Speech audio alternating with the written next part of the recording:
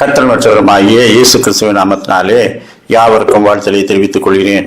பிரபலமான பிரெஞ்சு தளபதி நெப்போலியனை வாட்டர்லூ என்ற இடத்திலே நடந்த போரிலே தோற்கடித்த பிரிட்டிஷ் தளபதி நெல்சன் என்பவர் எல்லாரிடமும் கடுமையாக நடந்து கொள்வார். அவர் வாயிலிருந்து பாராட்டே வராது. எல்லாரும் கடமையைத்தானே செய்கிறோம், எனக்காக யாரும் இறக்கப்பட்டு எதையும் செய்ய போவதில்லையே, தேசத்துக்காக தங்களுக்கு நியமித்த கடமையைத்தானே செய்ய போகிறார்கள், எனவே இதில் பாராட்டு எதற்கு, என்னையும் யாரும் பாராட்ட வேண்டாம், நானும் யாரையும் பாராட்ட வேண்டாம் என்று இருப்பார். ஆனாலும் அவர் பெற்ற வெற்றியின் நிமித்தம் அவர் பாராட்டப்பட்டு தேசத்துக்காக அவர் ஆற்றிய அந்த மிகப்பெரிய தொண்டு எல்லாராலும் அங்கீகரிக்கப்பட்டது. அவருடைய பெயரை சொல்லும் போது எல்லாரும் நிமிர்ந்து நிற்பார்கள், ஏனென்றால் ஒரு வெற்றி வீரன் பெயரை சொல்லுகிறோம் என்று. அவர் தன்னுடைய மரண தருவாயிலே ஆஸ்பத்திரியிலே அனுமதித்திருக்கும் போது ஒரு மருத்துவ பணிப்பெண் அவர்களை அன்பாக பேசிக் கொண்டிருப்பவர் அவர்களை கேட்டார், ஐயா, ஒருவேளை நீங்கள் மரித்து போனால் மறுபடி கடவுள் உங்களுக்கு இந்த உலகத்தை பிறக்க வாய்ப்பு கொடுத்தால் நீங்கள் எப்படி நடந்து கொள்ள வேண்டும் என்று விரும்புகிறீர்கள் என்று கேட்டார். அப்பொழுது இவர் யோசித்து விட்டு, இப்பொழுது இருந்தது போல ஒரு உமனாமூஞ்சியாக ஒரு எந்திரத்தனமான ஒரு வாழ்க்கையை வாழாமல் எல்லாரோடும் கலகலப்பாக பேசி எல்லாரையும் பாராட்டுகிறவனாக நான் இருக்க வேண்டும். சிறு சிறு செயல்களிலும் ஒவ்வொருத்தரையும் உற்சாகப்படுத்தும் போது அவர்கள் சந்தோஷம் அடைகிறார்கள். அந்த சந்தோஷத்தை இழந்து வீணாய் எந்திரத்தனமாய் வேலை செய்து என்ன பிரயோஜனம்? கடமை முடிந்தது என்றால் அது சந்தோஷத்தோடு முடிந்தால் எப்படி இருக்கும்? சந்தோஷம் இல்லாமல் வலுக்கட்டாயமாய் முடிந்தால் என்ன? நான் இந்த வித்தியாசத்தை உணர்ந்து கொண்டேன்.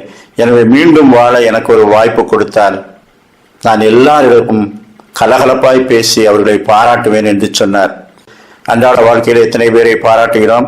நம்முடைய பிள்ளைகளிலிருந்து எல்லாரையும் கண்டித்து உணர்த்துவதற்கு நாம் எல்லாவற்றையும் பாராட்டுவதற்கு பயன்படுத்துகிறோமா? சக தோழர்கள் அவர்களிடத்திலே காணப்படும் நல்ல இயல்புகளை பாராட்டுகிறோமா? நமக்கு கீழே வேலை செய்கிறவர்கள் அவர்கள் செய்கிற சின்ன சின்ன பணிகளிலும் வெரி குட் என்று சொல்லி அவர்களை உற்சாகப்படுத்துகிறோமா? அப்படி உற்சாகப்படுத்தி வாழ்ந்தால் கிடைக்கும் சந்தோஷத்தை நாம் ஏன் இழந்து போக வேண்டும்? இன்றைக்கும் பெற்றுக்கொள்ளலாமே. எபேசியர் 4:2 மிகுந்த மனத்தாழ்மையும் சாந்தமும் நீடிய பொறுமையும் உடையவர்களாய் அன்பினால் ஒருவரையொருவர் தாங்குங்கள்.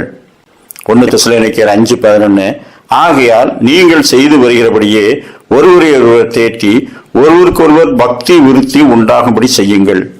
நாம் திருச்சபைகளிலே நம்மோடு சக விசுவாசிகளை அவர்களுடைய கிரியைகளின் நிமித்தம், அவர்களுடைய இயல்புகளின் நிமித்தம், அவர்கள் செய்தவர்களின் நிமித்தம் பாராட்டுகிறோமா? அநேகர் பாராட்டுவதில்லை. குறை சொல்வதற்கு அதற்கு வாய் நீளும். அப்படியானால் ஒருவரையொருவர் தேற்றி ஒருவர் பாரத்தை ஒருவர் சுமந்து கிறிஸ்துவின் பிரமாணத்தை நிறைவேற்றும் ஒரு கூட்டம் தான் திருச்சபை. இங்கே ஒருவரையொருவர் பாராட்ட வேண்டும். கனம் பண்ணுகிறதிலே ஒருவருக்கொருவர் முந்திக் கொள்ள வேண்டும். அதனால எந்த தீங்கும் இல்லையே. ஒருவரை கனம் பண்ணுவதனாலும் பாராட்டுவதனாலும் என்ன தீங்கு வந்து விட போகிறது? என்ன இழப்புகள் ஏற்பட்டு விட போகிறது? எனவே நாம் உற்சாகத்தோடு ஒருவரை ஒருவர் பாராட்டுவோம், ஒருவருக்கொருவர் பக்தி விருத்தி உண்டாக செய்வோம். கர்த்தர் தாமே அப்படிப்பட்ட நல்ல சிந்தனைகளை நமக்கு தந்தருள்வாராக. ஆமீன்.